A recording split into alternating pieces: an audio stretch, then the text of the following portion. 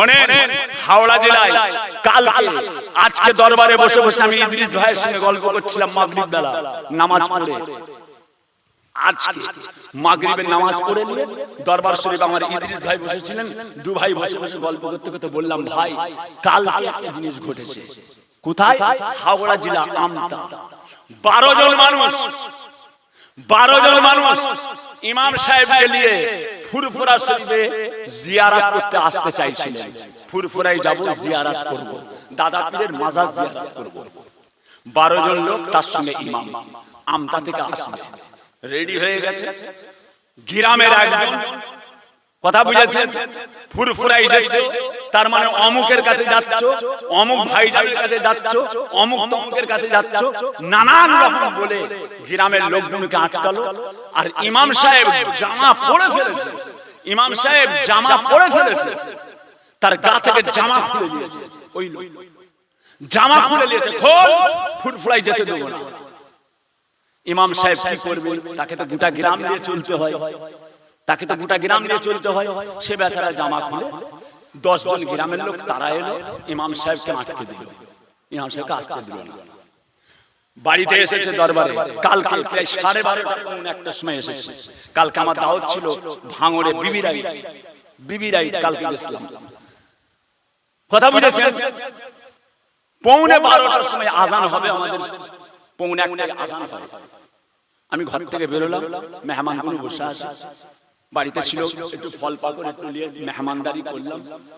বসে থাকতে থাকতে লোকজন বলে, হুজুর আজকে একটা দুঃখের কথা আপনাকে শোনাবো। কি কথা বলো?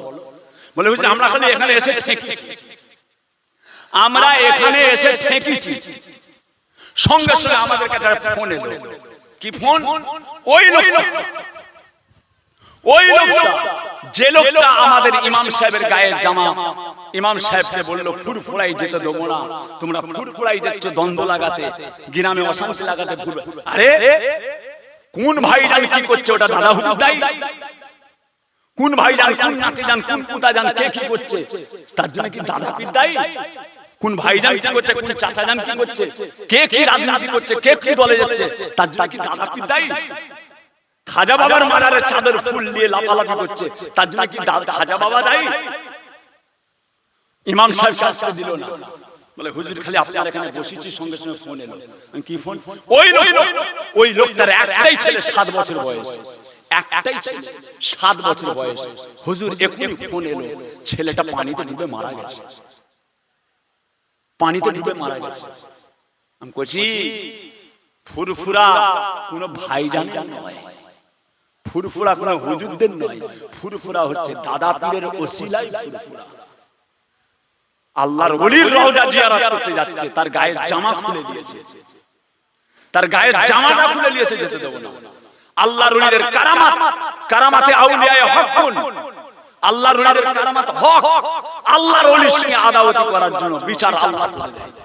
এরা যখন ঘরে গেছে, এরা 10 জন যখন গ্রামে পৌঁছেছে, সঙ্গে সঙ্গে ওই লোকটা এসে দেখে জড়িয়ে ধরে কাঁদা কাঁদা, ভাই আমি তোদের ভুল করেছি, আমি তোদের ভুল করেছি ভাই, আমি তোদেরকে ভুল করেছি, আমার বিরাট ক্ষয়ক্ষতি হয়ে গেল, আমার বিরাট ক্ষয়ক্ষতি হয়ে গেল। ভাইজান মুজাদ্দেদে জামানকে ধরে থাকবেন।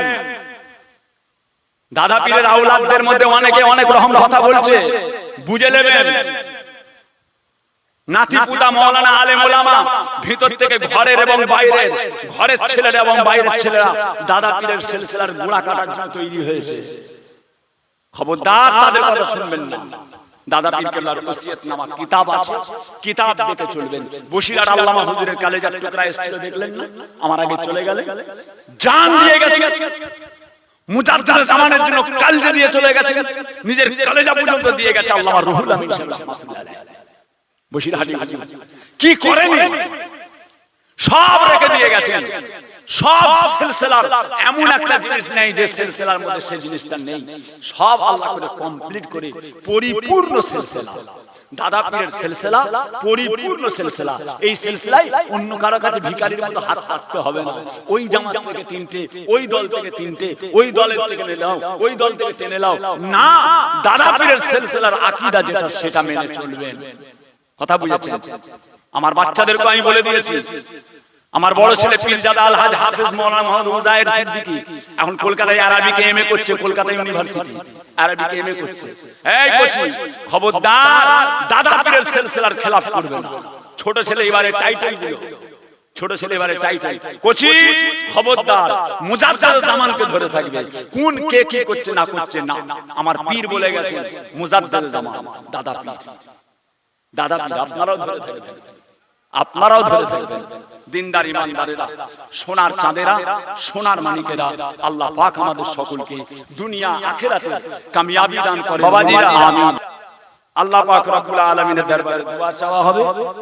সকলে বিসমিল্লাহ শরীফের সঙ্গে 11 বার দুরূদ শরীফ, 10 বার আলহামদ শরীফ, 3 বার সূরা ইখলাস, কুল হুয়াল্লাহু আহাদ সূরা তেলাওয়াত করেন।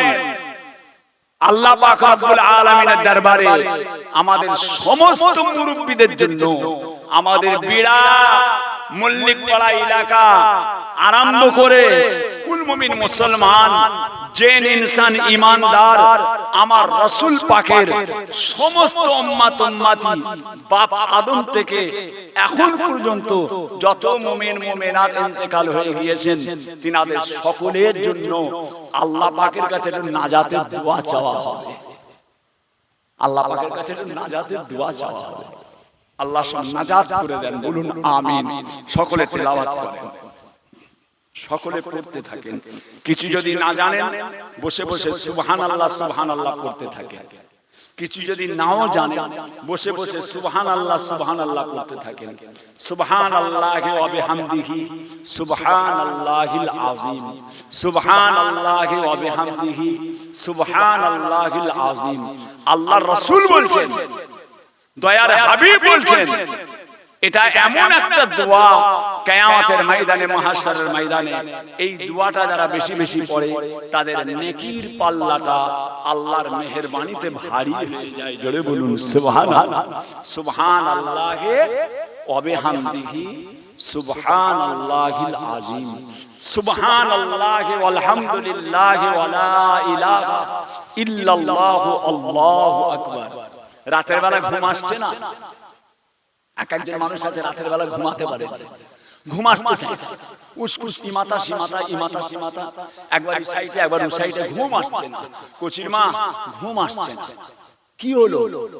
যে ডান করতে ফিরে, ডান করতে ফিরে দরুদ শরীফ পড়েন আর পড়েন সুবহানাল্লাহি ওয়াল হামদুলিল্লাহি ওয়া লা ইলাহা ইল্লাল্লাহু আল্লাহু আকবার ওয়ালা হাওলা ওয়ালা কুওয়াতা ইল্লা বিল্লাহিল আলিয়্যিল আযীম পড়তে থাকেন। দান দেখেন তো আপনার ঘুম আসে কিনা? পুকুর ধারে যাব না বড় মাছটা খাবো, আর গাছের গোড়ায় যাব না বড় আমটা খাবো, এটা তো হবে না। সব আছে। অনানাজ্জালু মিনাল কুরআন মা হুয়া শিফা ওয়া রাহমাতুল লিল মুমিনিন। কোরআনকে আল্লাহ তাআলা মুমিনদের জন্য শিফা করে, সবার মধ্যে আছে। আল্লাহর কালাম থেকে দূরে হয়ে যাবেন। এই যে মাশাআল্লাহ 9 খতম 15 পারা কোরআন শরীফ পড়া হয়েছে। 9 খতম কোরআন শরীফ, 9 খতম 15 পারা। মান কারা হারফ মিনাল কুরআন ফালাহু আশারা। কোরআন শরীফের একটা হরফ তেলাওয়াত করলে আল্লাহ 10টা নেকি দেন। রমজান মাসে কোরআন শরীফের একটা হরফ পড়লে আল্লাহ তাআলা 70টা নেকি দান করে। জোরে বলুন সুবহানাল্লাহ।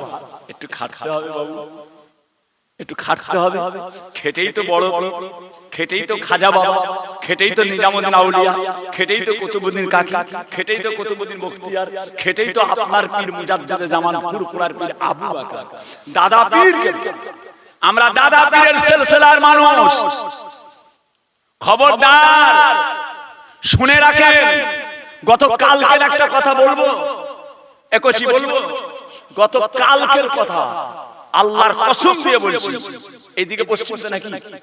যে আমার মুখটা কোন দিকে আছে? আমার মুখটা কোন দিকে? দেখেছো? দেখেছে? দাদা পীর কি জিনিস, দাদা পীর কি জিনিস।